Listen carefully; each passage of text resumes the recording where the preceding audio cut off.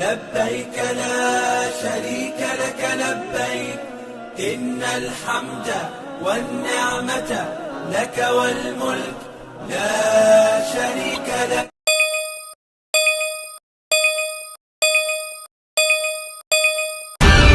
الحمد لله حامدا ومصليا ومسلما على بعد فاعوذ بالله من الشيطان الرجيم بسم الله الرحمن الرحيم والفجر وليال عشر والشفع والوتر والليل إذا يسر وقال رسول الله صلى الله عليه وسلم من رأى هلال ذي الحج فأراد أن يضحي فلا يقتل من ظفره ولا من شعره شيئا أو كما قال النبي عليه الصلاة والسلام.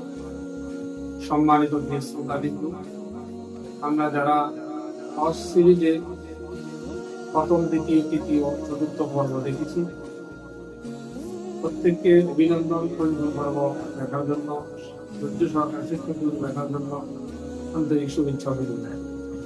পঞ্চম পর্বে আমাদের জন্য গুরুত্বপূর্ণ একটা বিষয় আছে আমলের ব্যাপারে। মনে করেন এখন আজকে জিলকদের 29 তারিখ, আগামী দিন থেকে জিলহজ শুরু হয়ে যাবে। আমরা জানি ইসলামে আমলের একটা কর্মসূচি থাকে। এখন জিলহজের 1 তারিখ থেকে 10 তারিখ পর্যন্ত আমাদের আমলের কর্মসূচি। আল্লাহ রাব্বুল আলামিনের কথায় কোনো সন্দেহ নেই। ওমান আস্তাকু মিনাল্লাহি কিলা, তার কথার মধ্যে, তার কথার থেকে সত্যবাদী, সত্য কথা আর কার হবে?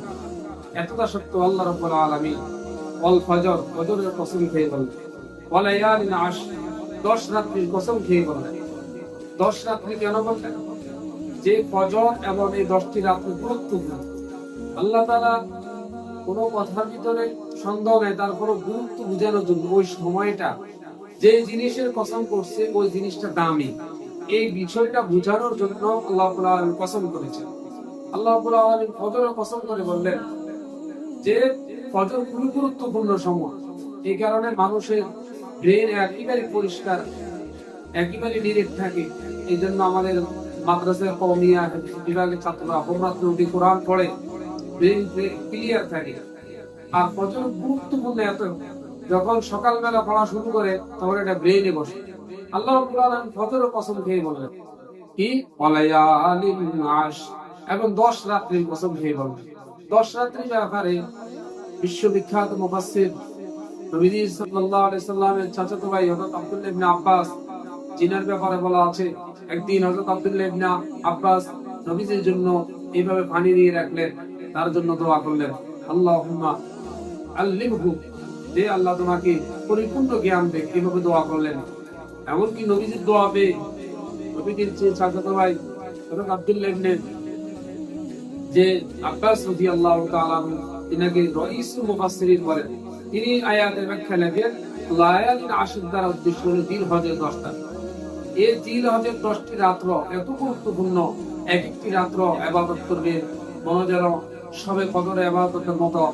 দিনের বেলায় নফল রোজা রাখবে, রাত্রি বেলায় নফল ইবাদত করবে, তাহাজ্জুদ পড়বে। বিশ্বনবী সাল্লাল্লাহু আলাইহি সাল্লাম বলেন হাদিসের ভিতরে, মান রাআ হিলাল যিল হিজ্জা ওয়া আরাদা আন ইউহিয়া قال يأخذ من ظفره ولا من شعره شيء। যে নবী সাল্লাল্লাহু আলাইহি সাল্লাম বলেন যে তোমাদের মধ্যে থেকে কোনো ব্যক্তি যদি জিলহজের চাঁদ দেখে, সে যেন নখ, চুল ইত্যাদি কোনো কিছুই না কাটে।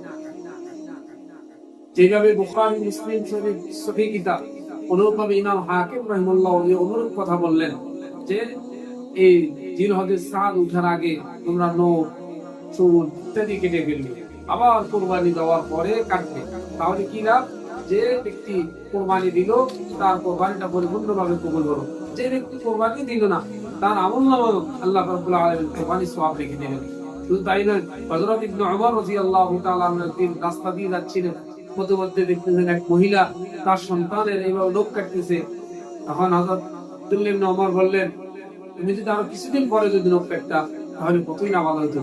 তাহলে ছেলে মেয়েদের ক্ষেত্রে আমরা এটা খেয়াল রাখবো যে আমলের ক্ষেত্রে ছেলে মেয়ে এবং নিজে কোরবানি দেই বা না দেই, জিলহজের চাঁদ ওঠার আগে আগে আমরা নখ চুল ইত্যাদি কাটবো এবং কোরবানি দেওয়ার পরে করবো। তাহলে কি লাভ হবে?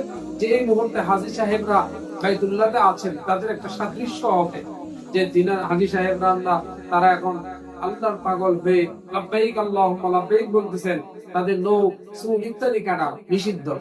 ইহরাম অবস্থায় এগুলো যদি কাটে তাহলে এটার জন্য জরিমানা হিসেবে দম দিতে হবে, বকরি জবাই দিতে হবে। এই কারণে তাদের সাদৃশ্য রাখাতে আমরা এই আমলটা করব। এই আমলটা ওয়াজিব নয়, সুন্নাত না, তবে মুস্তাহাব, খুবই গুরুত্বপূর্ণ আমল। আল্লাহ পাক আমাদেরকে এই আমলটা করার তৌফিক দান করুন। জি ভাইজান, আরেকটা আমল